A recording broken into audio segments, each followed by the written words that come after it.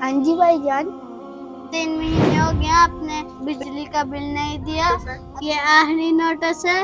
अब अगर आपने बिल ना अदा किया हम मीटर उतार के ले जाएंगे।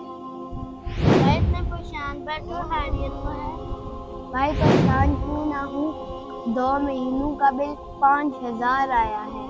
बिजली वालों ने वार्निंग दी है कि कल तक बिल अदा ना किया तो मीटर उतार के ले जाएंगे। भाई हमारे पास तो 3,000 रुपए हैं, बाकी पैसों का इंतजाम कहाँ से करेंगे। भाई यही तो परेशानी है, 3 महीने हो गए मुझे घर फारिग बैठे हुए, काम नहीं मिल रहा। भाई अब फिर हम क्या करें। करना क्या है, ये लो पैसे, साथ वाले गांव से अपनी बहन को ले आओ, उसको कहना कि तुम्हारा भाई तुम्हें याद कर रहा है। भाई मुझे आपकी समझ नहीं आई।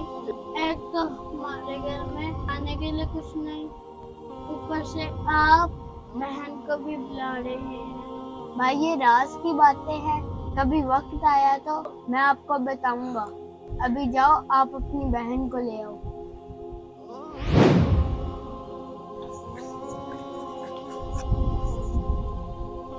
बाजी आप इधर बैठो, मैं भाई को बुला के लाता हूँ।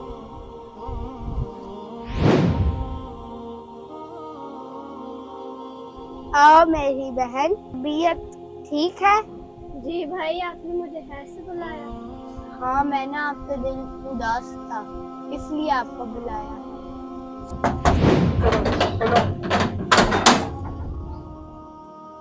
ठेकेदार जी आप कैसे हैं, खैरियत तो है ना?